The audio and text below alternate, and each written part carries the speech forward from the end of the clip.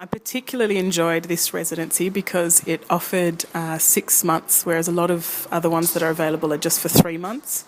And I find that you really need a few months to actually settle into your space. I think the space around you really affects your work, and you need to feel that you belong in your space and you're comfortable in your space in order to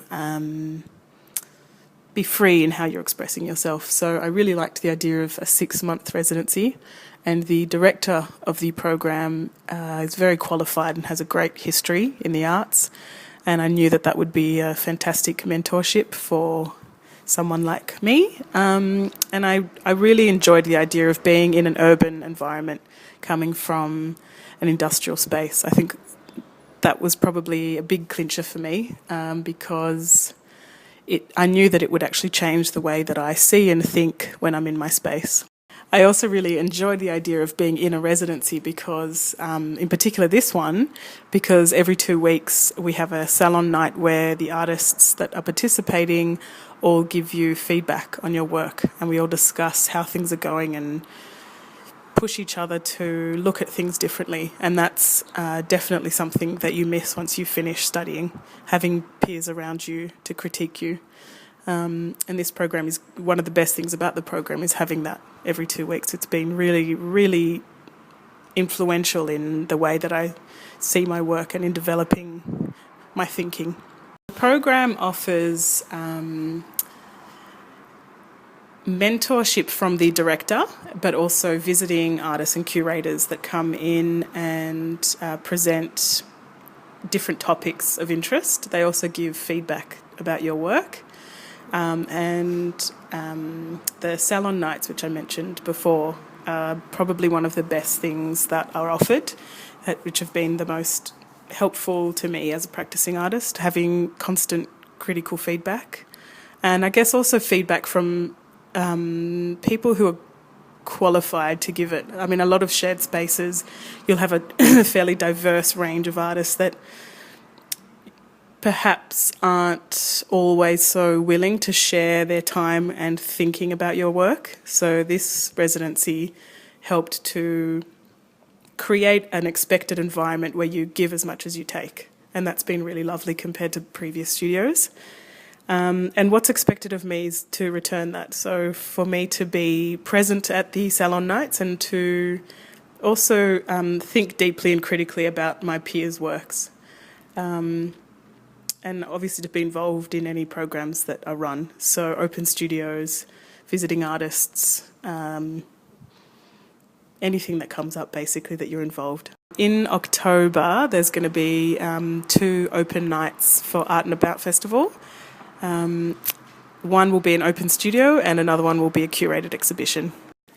The studios are excellent. The way that they're spaced out really does allow enough privacy so that you feel like you can be in your own space, but doesn't close you in and physically isolate you from other artists. So there is always a passing glance or the opportunity to be involved with the other people next to you and around you. Being in this space has changed my work quite a lot. I've found that the colouring in my work has become much more vivid and expressive, and I think it's probably having a studio space that has white walls and bright fluorescent lights and natural daylight and isn't too industrial. I think the last space I had, the lighting was quite grey and there was a lot of dust and the ceilings were really high, so there was that a kind of dingier sensibility to the space, and I think that definitely for me the space I'm in affects me deeply. And again, being in a urban environment, the trip to your studio, how you get here, what you see, what you experience changes your state of mind.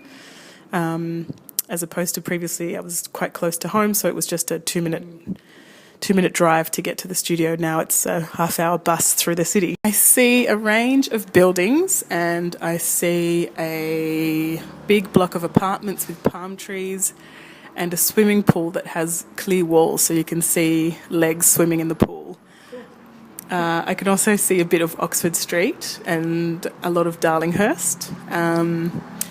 And apart from the buildings, I also see people, which I'm probably most interested in. I'm quite voyeuristic about people. I constantly watch humanity in its day-to-day life. I'm quite observant about how people behave, how they walk, how they look.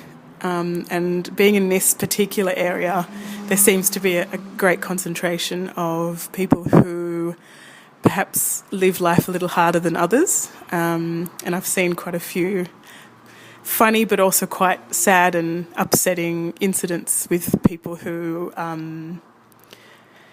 live life hard. I've seen two incidents that have probably stood out the most. One was a couple who started to swap clothes at the bus stop. And the other one was a couple who started to have a fight, and the woman was spraying her partner with deodorant to try and fend him off. So they're full of humour, but I guess at a base level they're also quite disturbing and upsetting to see people's reality day to day. Makes you feel quite appreciative that, you're doing things all right.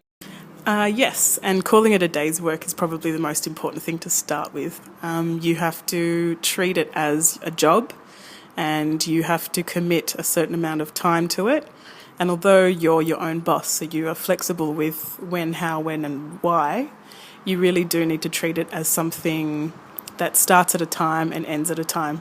You can get lost in hours and hours where suddenly you realise that you're not present anymore and you're just functioning, and that's probably quite dangerous to some practices. And in the polar extreme, you can come in, do an hour or two and then just give up because things aren't working. So you do need to have a sensibility of a sense of work. My ritual, which gets me in the right headspace, is to put my apron on and to put, I've got a pair of shoes that I wear in the studio, and once they're on, I feel like I'm ready for work. As far as music goes, I often do love listening to music, but when you're in a shared space, you have to be quite considerate to others around you. So music would probably be the third thing that eventually I could wean in, depending on who's in the studio.